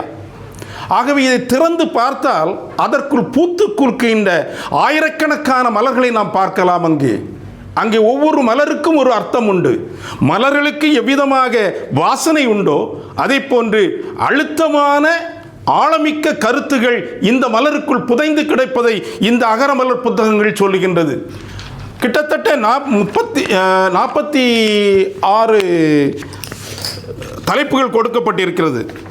அந்த 41 தலைப்புகள், இந்த 41 தலைப்புகளுடைய இந்த பூக்கள் 41 பூக்கள் என்று வைத்துக்கொள்வோம். இந்த பூக்கள், ஒவ்வொரு பூக்கள் பார்க்க போகின்ற படத்தில் கூட ஒரு பாட்டு உண்டு, ஒவ்வொரு பூக்களுமேங்கிற ஒரு பாட்டு உண்டு. அந்த பாட்டை நம்ம மொத்தத்தில் மனசில் வச்சுட்டு பாடினா நமக்கு என்ன வரும்? உள்ளத்தின் ஆழத்திலிருந்து ஒரு கண்ணீர் வரும், ஆனந்த கண்ணீர் வரும் அந்த பாட்டில். அதே போல் இந்த மலர், இந்த அகர மலரை நாம் வாசித்தோம் என்றால், இந்த புத்தகத்தை நாம் வாசித்தோம் என்றால், இந்த 41 கவிதைக்குள்ளும் ஆழமிக்க கருத்துகள் புதைந்து கிடக்கிறது. நம்ம அறியாமலே நம்முடைய கண்கள் குளமாகும், கண்ணீர் வெளிவரும். இதை தான் வைரமுத்தும் சொல்லுவார். எந்த புத்தகத்தை நீ வாசிக்கின்றாயோ அந்த புத்தகத்துக்குள் புதைந்து கிடக்கும் வெளிப்பாடு தான் உன்னை பெரியவனாக்கும், உன்னை மற்றவர்களுக்கு எடுத்து காட்டும் என்று சொல்லுவார் வைரமுத்து. அதை போன்ற ஆழமான கருத்துக்கள், ஆழமான சிந்தனைகள் இந்த மலருக்குள் புதைந்து கிடக்கின்றது. இதிலே ஒரு சில இதை நான் வாசிக்கின்ற வேளையில் ஒவ்வொன்றுக்கும் ஒவ்வொரு அர்த்தத்தை நான் பார்த்தேன். கிட்டத்தட்ட 1.5 மணிக்கூர் எடுத்தேன் இந்த புத்தகத்தை வாசிக்கிறதுக்கு. அந்த 1.5 மணிக்கூருக்குள்ளால் நான் நோட் எடுத்தேன். அந்த நோட்டில் புதைந்து கிடைத்த என்னெல்லாம் இருக்குதுங்கிறத நம்ம பார்க்கும்போது, முதலாவதாக முதல் தலைப்பு எம்மொழியின் நிழல். அதனுடைய அர்த்தம் என்ன? அதான் முதல் பூ. அந்த பூவில் வருது ஒரு வார்த்தை, சீறி வருது தமிழ் தேர் என்று சொல்லப்பட்டிருக்கிறது. எம்மொழி நிழல் என்றால் என் தாய்மொழியின் நிழல். அதற்கு புதைந்து கிடப்பது என்ன? தேர் என்கின்ற வார்த்தை. அந்த தேர் என்பது, அந்த தேருக்குள் என்ன இருக்கிறது? இலக்கியங்கள் புதைந்து கிடக்கின்றன. அழிந்து கிடக்கின்ற இலக்கியங்களை எல்லாம் ஒன்று கூட்டி இந்த தேர் வருகிறது. ஆகவே தான் கவிஞர் சொல்லுகின்றார், சீறி வருதுவார் தமிழ் தேர் என்று சொல்லுகின்றார். சீரிதி வருதுவார் தமிழ் தேர். அடுத்த இரண்டாவதாக யாதுமாகி நிற்கின்றாள் அன்னையே. அவர் மாதா, பிதா, குரு, தெய்வம் என்கின்ற நாளை மதிக்கின்ற ஒரு ஆசிரியராக இருக்கின்றார். ஆகவேதான் அங்கே அன்னையை கொண்டு வந்திருக்கின்றார். அதற்கு முன்பாக பார்த்தால் தன் தந்தைக்கு படைப்பு என்று சொல்லுகின்றார். தாய்க்கு அன்னையே என்று அழைத்து அன்னைக்கு முத்தமிடுகிறார் என்பதை நாம் பார்க்கிறோம். மூன்றாவதாக 6ஆம் விரல். ஒரு மனிதன் எழுதுகின்றான் என்றால் ஒரு மனிதனுக்கு 6 விரலும் உண்டு, மனிதர்களுக்கு 6 விரல் உண்டு. ஆனால் இந்த கவிஞர் குறிப்பிக்கின்ற அந்த விரல் என்னவென்றால் 6ஆம் விரல் என்பது எழுத்தாணி என்பதை ஆணித்தரமாக சொல்லுகின்றார். அதை கலைஞர், பேரறிஞர் அண்ணா, கலைஞர், பெரியார் போன்ற பல மக்கள், கவிஞர் பேரரசு வைரமுத்து போன்ற அனைத்து மக்களும் இந்த புஸ்தகத்திலும் கடைசியில் அப்துல் ரஹ்மான் குறித்து பேசப்பட்டிருக்கிறது. ஆகவே அதிலும் பார்க்கிற எல்லாரும் கையிலும் இருந்தது எழுத்துக்கோல் தான் அவர்களுக்கு 6ஆம் விரலாக இருக்கிறது.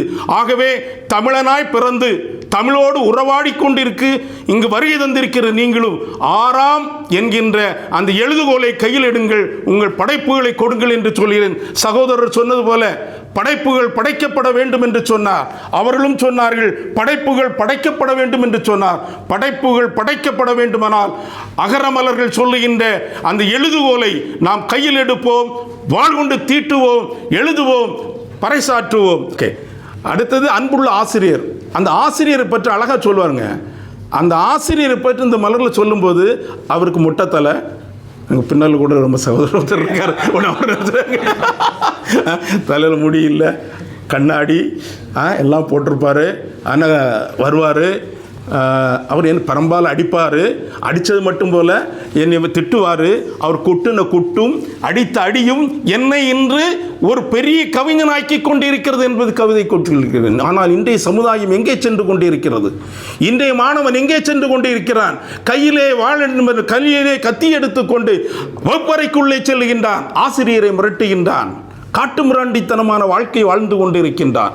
அந்த சமுதாயத்தை சீர்திருத்த வேண்டும் என்கின்ற சீர்திருத்த எண்ணத்தோடு தான் இந்த அகரமலர்கள் படைக்கப்பட்டிருக்கிறது. இதில் வருகிறது ஆசிரியர் குறித்த பண்பாடு.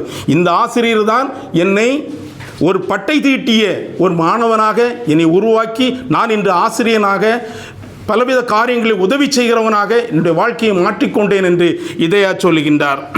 எங்கள் வளம் அழியுதையா, எங்க வாழ்க்கை தவிக்குதையா, ஆத்து மண்ணை காணலியே, ஊத்து நீரும் சுரக்கலியே, விண்ணை முட்டும் மலையை கூட மண்ணை தொட வச்சு விட்டாங்க, கொத்து கொத்த மரத்தை எல்லாம் குடும்பத்தோடு அழிச்சிட்டாங்க.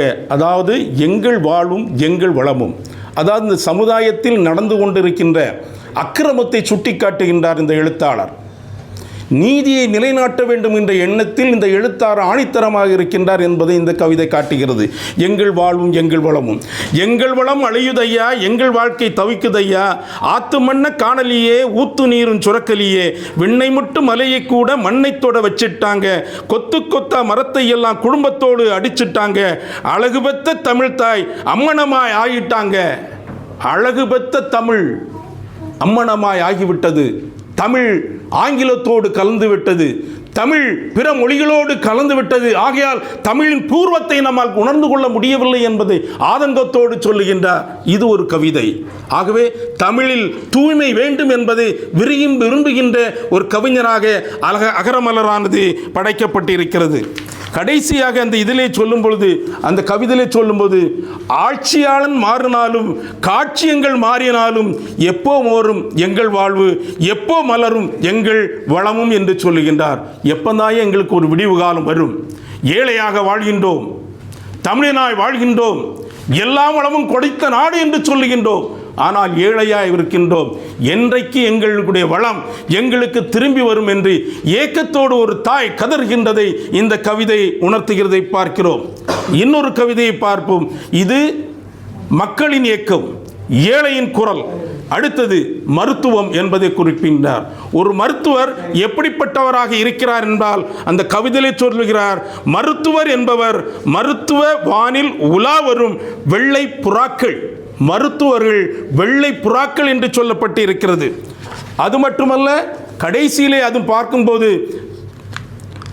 இதயத்தில் கனிவையும் இரத்தத்தில் பனியையும் இரண்டர கலந்த இன்முக மனிதர்கள், பெருந்தொற்றோடு போர் புரிந்த பாகுபலிகள். மருத்துவர்கள் யார்? பாகுபலிகள் என்று சொல்லப்பட்டு இருக்கிறது. ஆகவே பாகுபலிகளாக வாழ்ந்து கொண்டிருக்கின்ற மருத்துவர்களுக்கு முக்கியத்துவம் கொடுக்க வேண்டும் என்று இங்கே நமது ஆசிரியர் மிகவும் தெளிவாக சொல்லுகின்றார். கொரோனா காலத்தை பற்றி பேசப்பட்டது. அதிலும் கொரோனா காலத்திலே எல்லா காரியங்களிலும் மருத்துவர்கள் முன்னின்று செயல்பட்டார்கள். அதேபோல் இன்றும் மருத்துவர்களுக்கு நாம் முக்கியத்துவம் கொடுக்க வேண்டும் என்பதை இங்கே தெளிவாக சொல்லப்பட்டிருக்கிறது. அடுத்ததாக என் தமிழ் என் நிழலின் நிஜம். என் நிழலின் நிஜம் என்கின்ற கவிதை. நிழலெல்லாம் நிழலல்ல, நிஜங்கள் வேறாகும். நிழல் போல் தெரிவதெல்லாம் பொய்யின் வேறாகும். பொய்கள் வாயுரைக்கும் புண்ணிய பூமி இது, மெய்கள் ஊமைக்கும் புதுமை பூமி இது என்று சொல்லப்பட்டிருக்குது. என் நிழலின் நிஜம். இன்னொரு கவிதையை நாம் பார்க்கலாம். இங்கே எனக்கு அந்த கவிதையை இதில் வாசிக்கும்போது, அகரமலர்களில் வாசிக்கும்போது கலைஞர் கருணாநிதியை எனக்கு ஞாபகம் வரும். ஏனென்றால் ஒரு மேடையிலே அவர் தெளிவாக பேசினார். கலைஞர் கருணாநிதி அதாவது ஓமையாக சொல்லுகின்றார். அந்த ஓமை குறித்த அந்த கவிதை இங்கே எப்படி ஆசிரியர் குறிப்பிட்டிருக்கிறார் என்ற சித்திரை மலரை, சித்திரை மாதத்தை குறித்து ஒரு கவிதை எழுதியிருக்கின்றார்.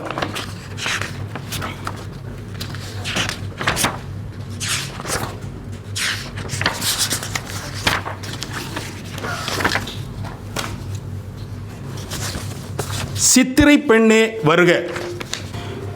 சின்னஞ்சிறு அறைதனிலே சிந்தனை ஏதுமின்றி சித்திரமாய் அசைவற்று சிறிது நேரம் படுத்திருந்தேன். சிற்பி செதுக்கும் உளியின் ஓசையால் சீராக தட்டப்பட்டது என் அறை கதவு. தூங்குகின்ற கதவு தட்டப்படுகிறது. அடுத்த நொடி எழுந்தேன். எழுந்தவுடன் நடந்தேன். அறை கதவை திறந்தேன். மின்னல் உருகொண்ட வண்ணை உடையழகி அன்னை நடையழகில் வந்து நின்றாள் வாசற்படி அருகே. உள்ளே வரலாமா என்றேன். உருகும் குரலால் யாரம்மா நீ என்றேன். சித்திரை என்றாள். யாரம்மா நீ என்றேன். சித்திரை. முத்து பற்களினுடைய தெத்துப்பல் தெரிய சிரித்தாள் சித்திரமங்கை. ஆற்றை பாழாக்கினீர், நீர் ஊற்றை வீணாக்கினீர், காற்றை புகையாக்கினீர், புது கிருமியை வகையாக்கினீர். அதன் விளைவே இந்நேயம் அச்சுத்தமே அசுத்தமே இதன் தாயமம். சின்னஞ்சிறு அறைதனிலே சிந்தனை ஏதுமின்றி சித்திரமாய் அசைவற்று சிறிது நேரம் படுத்திருந்தேன். சிற்பி செதிக்கும் உளியின் ஓசையால் சீராக தட்டப்பட்டது என் அறைக்கதவு. அடுத்த நொடி எழுந்தேன். எழுந்தவுடன் நடந்தேன். அறைக்கதவு திறந்தேன். மின்னல் உருகொண்ட வண்ண உடையழகி அன்ன நடையழகில் வந்து நின்றாள் வாசற்படி அருகே. உள்ளே வரலாமா என்றாள் உருகும் குரலால். யாரம்மா நீ என்றேன். சித்திரை என்றென்னே அழைப்பார் செப்பினாள் செவ்விதழாள். அழகு சித்திரையே இத்தரை மீது முத்திரை பதித்தேன். நித்திரை கலைந்து நீ அங்கு வர காரணம் என்னவோ என்றேன் நான். கருத்தை விதைக்கும் கவிஞன் உன்னுடன் கதைக்க சில நிமிடம் நான் வந்தேன் என்றாள் அக்கருவிரியாள். ஆணும் பெண்ணும் தனியே அளவளவதில் முறையோ, தனிமையில் நாம் சந்திப்பதை ஊரறிந்தால் சந்தி சிரிக்கும் பெண்ணே, அதுவும் என் மனைவி அவள் அறிந்தால் நாம் அடிபடுவது நிச்சயம் என்றேன். பாமாலை பாடும் புலவனும் கதைக்க பாலின பாகுபாடு தானேது என்றாள் சித்திரை மங்கை. இவ்விதமாக இந்த கவிதையை சொல்லிட்டு கடைசியில் அந்த சித்திரை முடியும் போது அந்த இடத்துல ஒரு வார்த்தை சொல்லுவாங்க. அதாவது நான் சித்திரை பெண் வந்திருக்கிறேன், எல்லாம் முடிஞ்சாச்சு, பேசி முடிஞ்ச உடனே சித்திரை பெண் புறப்பட போகிறார். புறப்பட்டு போன பிறகு முழிக்காமல் இருக்கும்போது அவனுடைய ஞாபகம் வருகிறது, நம்ம தூங்கிட்டோம். அப்போ தான் மனைவியின் சத்தம் கேட்கிறது. அப்போ அந்த இடத்துல அந்த மனைவியை பத்திரகாளி என்கின்றான். அதாவது காளி வேஷத்தில் வரக்கூடிய அதாவது கோபமாக அவன் முகத்தின ஆம்பளைக்கு என்ன 7:30 மணி வரையா தூக்க வேண்டியிருக்கு, எழும்பியா அப்படி சொல்லுகின்ற ஒரு உரத்த குரல் அங்கே கேட்குது. அந்த குரல் முழிக்கிறான். ஒரு சித்திரை மகளும் தான் மனைவியும் இன்னொரு பெண்ணிடத்தில் பேசுவதையும் இன்னொரு இடத்தை கவனிப்பதையும் அங்கு தெளிவாக சொல்லப்பட்டிருக்கு. இதுதான் கலைஞர் சொல்வார், இருமங்கை ஒரு உடுக்கை என்று அந்த அன்னைக்கு பேசினார். அதனால் அந்த கவிதை அதாவது பழைய ஆசான்களை நினைவுறுத்துகின்ற கவிதைகளாக இன்றைய கவிதை இருக்கிறது. ஆகவே இதுவும் இதற்குள் புதைந்து கிடைக்கிறது. இன்னொரு இடத்துல வர்றாரு, இதே கவிஞர் இன்னொரு இடத்துல வருவார், திருவள்ளுவர் சிலையை குறித்து சொல்லி. ஏன்னா எனக்கு அது ரொம்ப வாசிக்கணும்னு டைம் ஆகும், அந்த சம்பவத்தை மட்டும் சொல்கிறேன். அதாவது திருவள்ளுவர் சிலை குமரி மாவட்டத்தில் இருக்கிறது. அந்த குமரி மாவட்ட அந்த இடத்துல ஒரு வாலிபன் மிக மனம் உடைந்து போயிருக்கின்றான். தான் தற்கொலை செய்ய வேண்டும் என்று நினைக்கின்றான். தற்கொலை செய்ய வேண்டுமானால் கடலில் குதிக்க வேண்டும். ஆனால் அவன் அந்த பாறைகளை கடந்து செல்லுகின்றான், கடலுக்குள்ளே செல்லுகின்றான், பாறை மீது செல்லுகின்றான், குதிக்கின்றான். கடலுக்குள் குதித்த அவன் தன் உயிரை மாய்த்து கொள்ள வேண்டும் என்று எண்ணுகிறான். ஆனால் அது என்ன செய்யப்படுகிறது? அவனை அந்த அலைகள் மோதி அடித்து, ஒரு பாறை மீது அடித்து ஒரு இடத்தில் ஒதுக்கி நிறுத்துகின்றது. அவன் அங்கே இருத்தப்படுகிறான், மயங்கிய நிலையில் இருக்கின்றான். அப்பொழுது கவிஞரை பார்த்து அப்போ தான் தெரியுது அவனுக்கு, அந்த கண் முன்னால் அந்த பெரிய உருவம் தெரியுது, அந்த சிலை தெரிகிறது. அந்த சிலையை பார்த்து அவன் சில கேள்விகள் கேட்கின்றான். நான் சாகணும்னு வந்தேன், நீ என்னை சாகவும் விடலை என்று சொல்லும்போது, நீ யாரையா என்று கேட்கிறார். நான் தான் திருவள்ளுவன் என்று சொல்லுகின்றார். அந்த சொற்கள் அப்படியே கடந்து செல்லுகின்றது. திருவள்ளுவர் பல கேள்விகளை கேட்கின்றான். இவன் அந்த கேள்விகளுக்கெல்லாம் பதில் சொல்லிக்கொண்டே வருகிறார். ஆகவே எல்லாம் மறந்து திருக்குறளை நீ வாசி, திருக்குறளை படி, திருக்குறளை நேசி, திருக்குறளோடு நீ ஒன்றித்திருந்தால் வாழ்க்கையில் நீ மேன்மை பெறுவாய் என்பதை திருவள்ளுவர் சொல்லுகிறார். இவனுக்கும் உதயம் வருகிறார். அந்த இடத்திலும் ஒரு சின்ன ஒரு இழுக்கு இருக்கிறது. அந்த இடத்துலேயே நம்ம மனுஷன்தான். அவ்வளோ பெரிய ஆள்கிட்ட போய், ஐயா எனக்கு ஒரு சின்ன சந்தேகம் ஐயா. என்னையா சந்தேகம் உனக்கு? நீங்கள் என்ன ஜாதி ஐயா என்று கேட்கிறார்.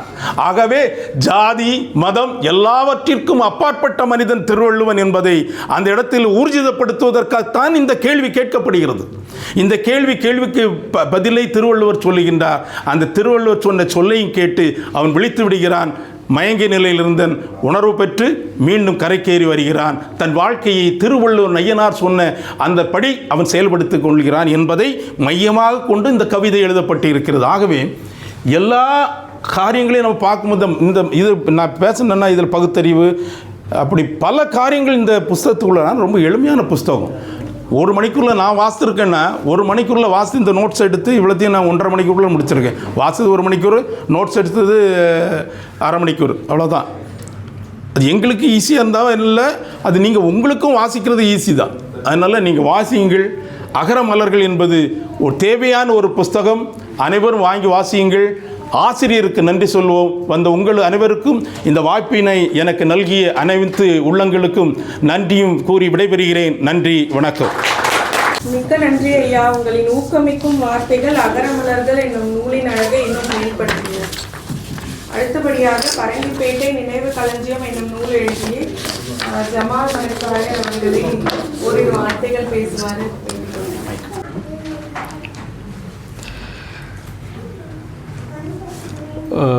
கலாச்சாரம் அதை பற்றி ஒரு புக் எழுதியிருந்தேன் 2018. கிட்டத்தட்ட 28 பக்கங்கள் தலையங்கம் கொண்ட புக்கு அது.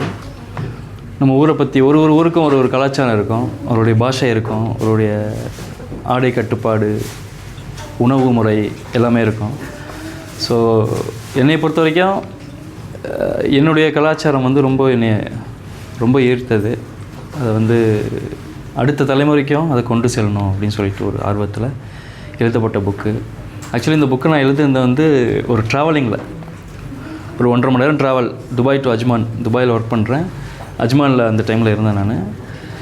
சரி, அந்த 1.5 மணி நேரத்தை நம்ம யூட்டிலைஸ் பண்ணணும், ஏதாவது செய்யணும் அப்படின்னு சொல்லும்போது ஒரு தலையங்கமாக எனக்கு ஞாபகம். அதை நான் நோட்ஸு ஒரு செல்ஃபோனில் ஒரு டைப்பிங்காக எழுதி அதை தொகுத்து ஒரு புத்தகமாக 2018 வெளியிட்டது. அதுக்கு மாஜக தலைவர் தமிமுல் அன்சாரி அவர்கள் இருந்தாங்க, அப்போத்தி பாராளுமன்ற உறுப்பினர் இருந்தாங்க. அதுக்கப்புறம் கவிஞர் வைரமுத்துடைய சொந்த தம்பி ஆர் பாண்டியன் அவர்கள் டிஎஸ்பி அவங்களாம் வந்திருந்தாங்க, புத்தகத்தை வெளியிட்டாங்க. ஒரு கலாச்சாரத்தை காக்கணும் அப்படின்னாக்கா அவங்களுடைய அதாவது கலாச்சாரம் ஒரு உயிர் மூச்சு, ஒரு சமூகத்துடைய உயிர் மூச்சு. அது இல்லைனாக்கா அது உயிரற்றதாக ஆகிரும் அப்படின்னு சொல்லிட்டு. இப்போ பரங்கிப்பேட்டை நினைவு களஞ்சியம் அப்படின்னு சொல்லிட்டு ஒரு அட்டை புத்தகத்தில் அவருடைய தலைப்பு கொடுத்துருக்குறேன். இந்த பில்டிங் பார்த்திங்கன்னா ஒரு 700 வருஷத்துக்குடைய பழமையான ஒரு ஒரு பில்டிங் இது. ஆக்சுவலி கட்டடக்கலை, உணவு முறை மற்றும் ஆடை கலாச்சாரம், ஒரு ஒரு ஒரு ஈவெண்ட் எப்படி நடக்கும், ஒரு பிள்ளைங்கள்கிட்ட வந்து எப்படி இது பண்ணிடுறாங்க, அது பெரியவர்கள் வந்து எப்படி பிள்ளைங்களுக்கு வந்து இது பண்ணி கொடுக்குறாங்க, அது மாதிரி ஒரு எல்லாமே சேர்ந்த ஒரு புத்தகமாக இருக்குது. எல்லாம் முடிஞ்சால் வாங்கி படிங்களா. நிகழ்ச்சிக்கு அளித்த கபீர் சாருக்கு ரொம்ப நன்றி. ஆக்சுவலி எனக்கு புத்தகம் படிக்கிறதெல்லாம் அவ்வளோலாம் இன்ட்ரெஸ்ட் கிடையாது. பார்த்தா இவங்கெல்லாம் பேசினதுக்கப்புறம் இது ஆங்கிலத்துலேயும் கிடையாது, தமிழ்லேயும் கிடையாது. ஆனால் இவங்க பேசினதுக்கப்புறம் ஒரு இன்ட்ரெஸ்ட் வருது, இப்போ நம்ம புக்கு படிக்கணும், நம்ம நிறைய கற்றுக்கணும் அப்படின்னு. நான் இன்னும் இந்த புக்கை படிக்கலை, பட் நான் படிக்கணும்னு நான் ஆசைப்பட்றேன். எனக்கு வந்து எல்லா சப்ஜெக்ட் தவிர தமிழ் வந்து ரொம்பவே பிடிக்கும்.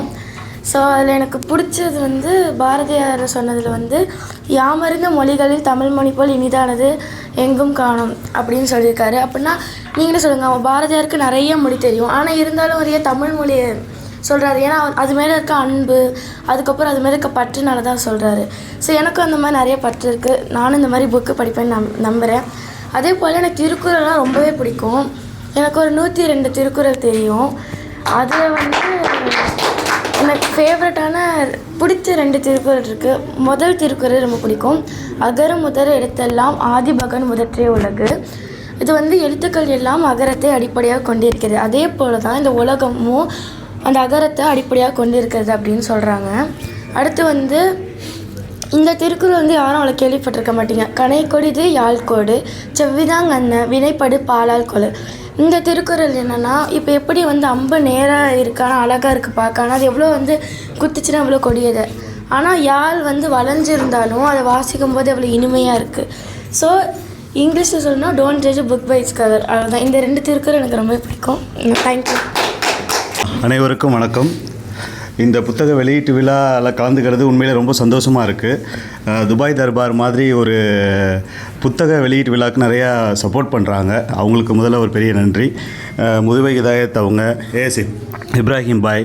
நம்ம வந்து இப்போது உண்மையை சொல்லணுன்னா புத்தகம் படிக்கிறது வந்து குறைஞ்சிட்டே வர மாதிரி இருக்குதுன்னு என்னோடய ஃபீலிங் பர்சனலாக. ஏன்னா நம்ம வந்து மொபைலில் நிறைய யூஸ் பண்ண ஆரம்பிக்கிறோம். அந்த யூடியூப் மாதிரியான காட்சி சம்மந்தமான விஷயங்கள் வந்து நம்மளை அதிகம் அட்ராக்ட் பண்ணுது. ஆனால் புத்தகம் படிக்கிறது வந்து உண்மையிலே குறைஞ்சிட்ருக்கு. புத்தகம் படிக்கிறப்போ நம்மளுக்கு வந்து பர்சனலாக அது வந்து ரொம்ப கனெக்ட் ஆகும், நம்மளுக்கு அது வந்து ஸ்டோர் ஆகும். நம்ம எவ்வளோ தான் விஷயங்களை வந்து பார்த்துக்கிட்டே இருந்தாலுமே பார்ப்போம், அந்த டைமில் அது ஒரு என்ஜாய்மெண்ட்டாக இருக்கும், நல்லாயிருக்கும், ரொம்ப பிடிச்சிருக்கும். ஆனால் வந்து நம்ம மெமரியில் இருக்காது, போயிடும்.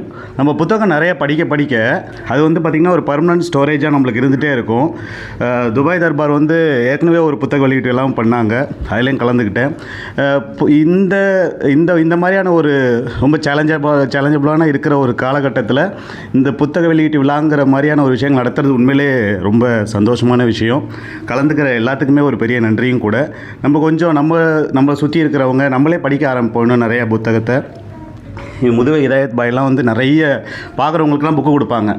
பர்சனலாக நம்மளுக்கு தோணும், என்னையே ஒரு பார்க்குறப்பெல்லாம் வந்து ஏதாவது ஒன்று கொடுத்துக்கிட்டே இருக்காரு அப்படின்னு சொல்லி. ஆனால் அது நம்ம படிக்க ஆரம்பித்து அதை ருசிக்க ஆரம்பித்தோன்னா அதோடைய இது வந்து அதோட சுகம் வந்து தனியாக இருக்கும். அதை நம்ம வார்த்தையில் சொல்லி புரிய வைக்க முடியாது, யாரையும் வந்து கட்டாயப்படுத்தவும் முடியாது. ஆனால் நீங்கள் எப்போ படிக்க ஆரம்பிக்கிறீங்களோ அப்போ நம்மளுக்குமே ஒரு சின்ன புரிதல் உண்டாகும். நம்ம ஒரு தனித்து செயல்பட ஆரம்பிப்போம், நம்மளுடைய திங்கிங் நாலேஜ் எல்லாமே மாறும்.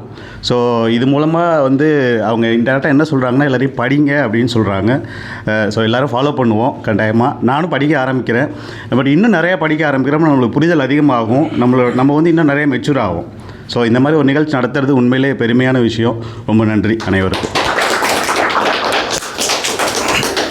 இன்னொரு விஷயம் வந்து அவர் வந்து திருச்சி ஜமால் முது கல்லூரி முன்னாள் மாணவர் சங்கத்துக்கிட்டே அந்த நிர்வாக செயலாளர் இருக்கார். இது மட்டும் இல்லாமல் அவர் இப்போ என்ன பண்ணிக்கிட்டு இருக்கார் அப்படின்னா, அவர் வந்து இப்போ பள்ளிக்கூட பிள்ளைங்க வந்து இப்போ இங்கே வந்து பள்ளிக்கூடத்தில் தமிழ் சப்ஜெக்ட் இருக்கிறதே கொஞ்சம் கஷ்டம்.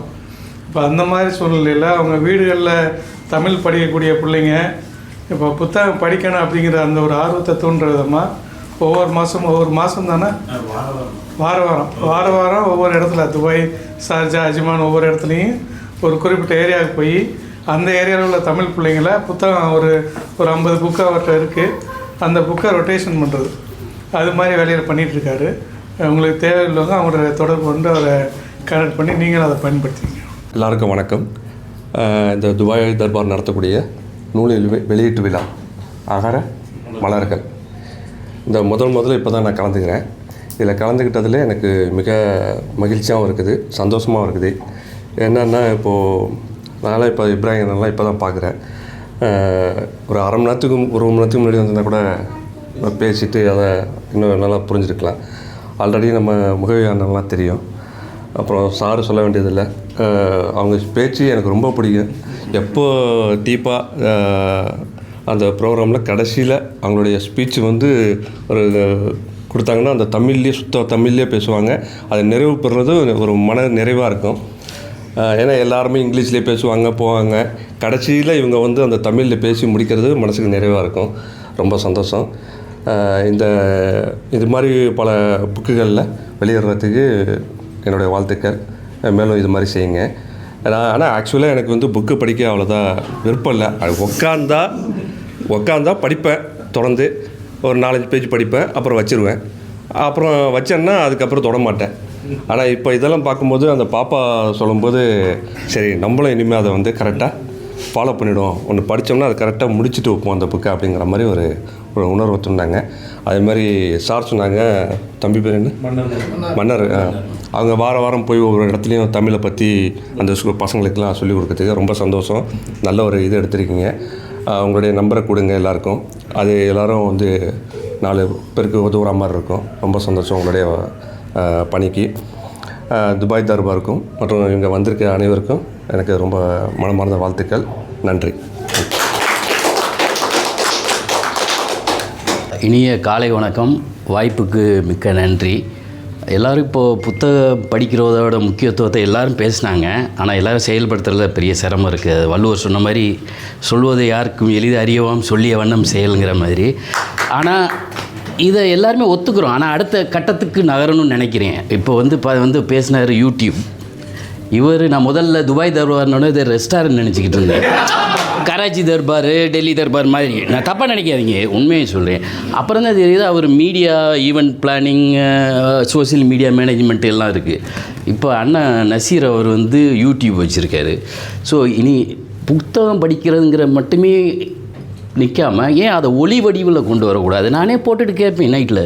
ஏன்னா நமக்கு ரீட் பண்ணுறதில், ஸ்ட்ரெயின் பண்ணுறதில் பிரச்சனை இருக்குது எல்லாத்துக்குமே.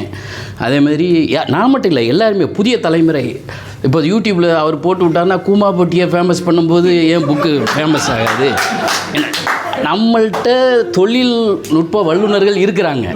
ஆனால் அதை பயன்படுத்தி இதை அடுத்த கட்டத்துக்கு கொண்டு போவோம். புத்தக வடிவில் மட்டும் பிரிண்டட் மீடியான்னு இல்லாமல் அதை வேறு வடிவத்தில் தொழில்நுட்பத்தை பயன்படுத்தி நம்ம தமிழை வளர்ப்போம். இந்த பொண்ணு வந்தவுடனே தான் எனக்கு தோணுச்சு, இனிமேல் மெல்ல தமிழ் இனிச்சாகும் யாரும் சொல்லவே முடியாது. என்னப்பா நாங்கள் நினச்சோம் நம்ம காலத்தை விட்டு தமிழ் அவ்வளோ இல்லை, எவனுக்கு தமிழ் பேச மாட்டேங்கிறாங்க அப்படின்னு நினச்சிக்கணும் தான். ஆனால் இப்போ இருக்க இளம் தலைமுறையை பார்க்கும்போது நம்மளை விட ஆர்வமாக இருக்கிறாங்கன்னு தோணுது.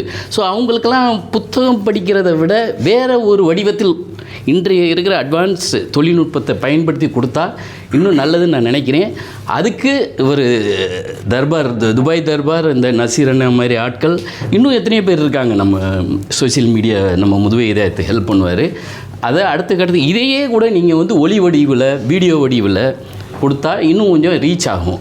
அதே மாதிரி நம்ம கான்சன்ட்ரேட் பண்ணி அதை படிக்க வேண்டிய அவசியம் இல்லை. ஆடியோவாக கேட்டுக்கிட்டு இருக்கலாம், வீடியோவாக கேட்கலாம். ஸோ ஈஸியாக ரீச் ஆகும், எளிதாக மக்களை சென்றடைங்கிற என்னோடய வேண்டுகோளை ஏற்று இந்த வாய்ப்புக்கு நன்றி. அதுவும் ஞாயிற்றுக்கிழமை காலையில் உங்களோட பணிகளை விட்டு இவ்வளோ தூரம் வந்திருக்கீங்கன்னா இது ஒரு திரைப்பட விழாவோ ஒரு நடிகரோ அதெல்லாம் கிடையாது. உண்மையான தமிழ் ஆர்வத்தில் வந்திருக்கீங்கன்னு நான் நம்புகிறேன். இது தொடரட்டும். இன்னும் மேன்மேலும் பல புத்தகங்களை வேறு வடிவத்திலும் வெளியிடலாம் என்று நான் எதிர்பார்த்து நன்றி கூறுகிறேன். அனைவருக்கும் வணக்கம். இன்றைக்கி துபாய் தர்பார் சார்பாக வந்து அகர மலர்கள் என்ற அழகான ஒரு நூலை வெளியிட்டிருக்காங்க. இது வந்து எனக்கு 2வது வருகை. எனக்கு இது ஏற்கனவே அக்னி சிறகுன்னு சொல்லிட்டு ஒரு புக்கு வெளியிட்டிருந்தாங்க. இப்போ அகர மலர்கள் வந்து பெருசாக படிக்கிறதில் பெருசாக இன்ட்ரெஸ்ட் இல்லை. எப்போவுமே நமக்கு முழு இதயத்தை வந்து புக்காக கொடுப்பாப்புல. நான் பத்திரமா வாங்கிட்டு போய் என் முன்னாடி என் பிள்ளைங்க படிப்பாங்க. அதுவும் அவங்க கிளியராக சொல்லுவாங்க, உங்களுக்கு போய் புக்கை தர்றாப்பிள்ளையே அப்படின்னு சொல்லிட்டு. ஆனால் இன்றைக்கி வந்து எல்லோரும் பேசுனதில் நான் கற்றுக்கிட்டேன்னா நம்மளும் புக்கை படிக்கிறேன், 4 விஷயங்கள் தெரிஞ்சுக்கிறேன் அப்படிங்கிறதுல இது எனக்கு 2வது உங்களுடைய ஃபங்க்ஷன். ஃபஸ்ட்டு வந்து அக்னி சிறகுகள் அப்படிங்கிற ஒரு ஈவெண்ட்டில் வந்தோம். இன்றைக்கி அகர மலர்கள். கண்டிப்பாக அவங்களோட எல்லா ஈவெண்ட்லையும் நம்ம இன்னும் கலந்துக்குருவோம்.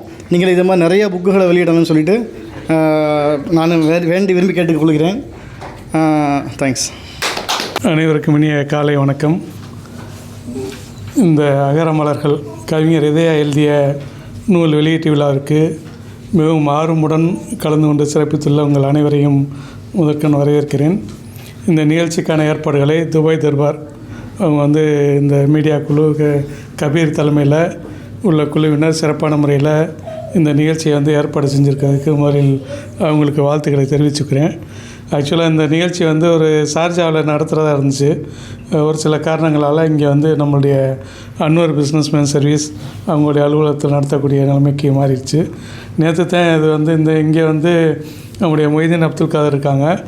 அவங்க அவங்களுடைய மகன் இப்போ +2ல் சிபிஎஸ்சியில் ஸ்கூல் ஃபஸ்ட்டு வந்தாங்க. அப்போ அதை பாராட்டி இந்த துபாய் அரசு அவங்களுக்கு கோல்டன் விசா வழங்கி கௌரவிச்சிருக்கு. அதுக்காண்டி நேற்று அந்த கோல்டன் விசா வழங்குகிற நிகழ்ச்சி இங்கே நடந்துச்சு. அப்போ தான் இங்கே இந்த புத்தக வெளியீட்டு விழா நடத்துகிற ஒரு முடிவு எடுக்கப்பட்டது. அவங்களுக்கும் எங்களுடைய வாழ்த்துக்களை நம்மளோட அனைவருடைய வாழ்த்துக்களை தெரிவித்துக்கிறோம். அதாவது இந்த ஊரில் ஒரு சிறப்பான நீங்கள் பணிகள் செஞ்சால் நமக்கு கௌரவம் கிடைக்கும் அப்படிங்கிறதுக்கு அது ஒரு உதாரணம். அதில் இப்போ படிக்கக்கூடிய பிள்ளைங்க நீங்கள் ரொம்ப அந்த கவனம் எடுத்து நீங்கள் படிப்பில் சிறந்து வரலாம், உங்களுடைய வாழ்க்கை இன்னும் பிரகாசமாக இருக்கும். இந்த நிகழ்ச்சி இந்த நிகழ்ச்சியில் இப்போ நம்முடைய சிறப்பு விருந்தினர்கள் அவங்க ஜாகிர் ஹுசேன், இவங்க திண்டுக்கல் நத்தம் அருகே உள்ள சொரிப்பாறைப்பட்டி அப்படிங்கிற ஊரை சேர்ந்தவங்க. இங்கே எட்டிஸ்லாட் ஐடியில் மேனேஜராக இருக்காங்க. அவங்களுடைய மாமா யார் அப்படின்னா நம்முடைய தமிழக அரசில் ஐஏஎஸ் அலாவுதீன் அப்படிங்கிற ஐஏஎஸ் அவங்க இருந்தவங்க. அவங்க ரிட்டையர்ட் ஆனதுக்கு பின்னாடி இப்போ உள்ள தமிழக அரசு அவங்கள கூப்பிட்டு இப்போ ஒரு கமிட்டியில் அவங்கள தலைவராக போட்டு கௌரவிச்சிருக்கு. அதாவது எப்படின்னா ஒரு சாதாரண ஒரு கிராமத்தில் இருந்து நம்ம ஐஏஎஸ் அப்படிங்கிற அந்த உயரத்தை அடைய முடியும் அப்படிங்கிறதுக்கு இது இவங்க ஒரு உதாரணம். அதே மாதிரி ஏஎஸ் இப்ராஹிம் அவங்க ஏஜி மெல்கோ அதில் பர்ச்சேஸ் மேனேஜராக இருக்காங்க. அது இல்லாமல் அமீரக தமுமுக அதனுடைய துணைத் தலைவராக இருக்காங்க. நம்முடைய அதே மாதிரி கால்வேல் சார் அவங்க ஒரு பொறியாளராக இருந்தாலும் தமிழ் மீது ஆர்வம் கொண்டு அந்த ஒவ்வொரு நிகழ்ச்சியிலையும் அவங்களுடைய தமிழ் கண்ணீர் அப்படிங்கிற உரை ரொம்ப இதாக இருக்கும். அவங்களுடைய தமிழ் பேச்சுக்கு இன்னும் நம்மளுடைய அதாவது பெரிய அளவில் நம்ம பயன்படுத்தணும் அப்படிங்கிற ஒரு வாய்ப்பு. அது மாதிரி நம்மளுடைய தமிழ் மரன் அந்த இலங்கை தமிழை கேட்குறதுக்கு நமக்கு ஒரு ஆர்வமான ஒரு சூழல். அது மாதிரி இந்த நிகழ்ச்சியில் ஒவ்வொருத்தரும் ஒவ்வொரு ஆளுமையாக இருக்கீங்க. இப்போ இன்றைக்கி தான் நம்முடைய பரங்கிப்பேட்டை சகோதரரை சந்திக்கக்கூடிய வாய்ப்பு. அவர் ஏற்கனவே புத்தகம் எழுதியிருந்தாலும் இந்த நிகழ்ச்சி மூலமாக தான் நமக்கு ஒரு அறிமுகம் கிடைக்குது. இது மாதிரி பல பேர் ராசிக் அவர் சமூக பணியில் நிறையா ஈடுபட்டுருக்காரு. குறிப்பாக எதிர்பாராமல் யாரும் இறந்தால் அவங்களுடைய உடல்களை சொந்த ஊருக்கு அனுப்பி வைக்கிது. இப்போ கூட நேற்று 2 நாளைக்கு முன்னாடி 2 பாடிகள் அனுப்பிவிட்டார் ஊருக்கு. அது மாதிரி தொடர்ந்து பணிகளை ஒவ்வொருத்தரும் மன்னன் அவர் முன்னாள் மாணவர் சங்கம் அந்த பொறுப்பில் இருந்தாலும் இன்சூரன்ஸ் துறையில் இருக்கார். நமக்கு இப்போ சில பேர்கிட்ட இன்சூரன்ஸ் சம்மந்தமாக கேட்கணும்னா ஒரு சில பேர் நம்ம எப்படி சார்ஜ் அதிகமாக வாங்கணும் அப்படிங்கிற அந்த ஒரு நோக்கத்தில் இருக்கணும். அப்போ நமக்கு தெரிஞ்சவங்கள்ட்ட இது பண்ணோம்னா நமக்குள்ள அந்த சலுகைகள் கிடைக்கும். அதே மாதிரி ஒவ்வொருத்தரும் ஒவ்வொரு துறையில் இருக்கீங்க. நீங்களாம் புதுசாக வந்தீங்க, எனக்கு யாருன்னு கேட்டால் தெரியல. அதே மாதிரி நம்ம ஒவ்வொருத்தரும் நம்மளை அறிமுகப்படுத்திக்கிட்டால் இது மூலமாக ஒரு கனெக்ஷன் கிடைக்கும்.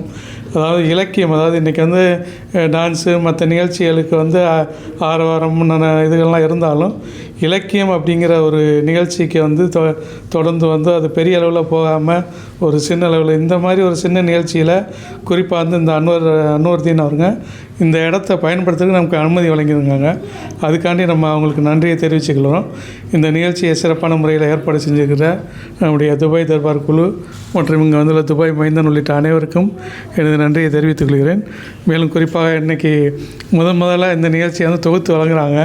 ஒரு பொறியாளராக இருந்தாலும் அவங்க கீதாஞ்சலி அவங்களுக்கு நம்ம வாழ்த்துக்கள். இந்த மாதிரி நீங்களும் முன்னாடி வரணும். அதாவது பேச தெரிஞ்சால் தான் நானும் பெரிய பேச்சாளர்லாம் ஒன்றும் கிடையாது. நம்ம பயன்படுத்திக்கிறோம் இந்த மேடையை நம்ம தான் இருக்கோம். அதை வைக்கப்படாமல் நம்ம பயன்படுத்திக்கிறது மூலமாக நம்ம இந்த மாதிரி வாய்ப்புகளை பயன்படுத்திக்கிறோம். இன்னும் பெரிய பேச்சாளராகவும் இன்னும் திறமையாளராகவும் வரக்கூடிய வாய்ப்புகள் இருக்குது. அதை எல்லோரும் நம்ம தொடர்ந்து பயன்படுத்திக்கிறோம். ஒவ்வொரு மாதமும் ஒரு குறிப்பிட்ட இந்த மாதிரி இலக்கிய நிகழ்ச்சிக்கு துபாய் தர்பார் ஏற்பாடு செய்யணும் அப்படிங்கிறத கேட்டுக்கிட்டு நன்றி, வாழ்த்துக்கள்.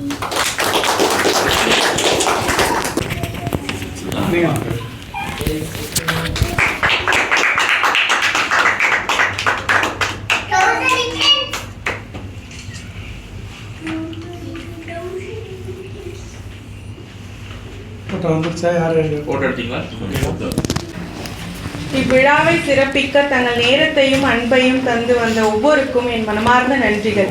உங்கள் வருகை இந்த நூலின் மலர்ச்சிக்கு ஆதரவு. இந்த நூலை வாங்கி வாசியுங்கள்.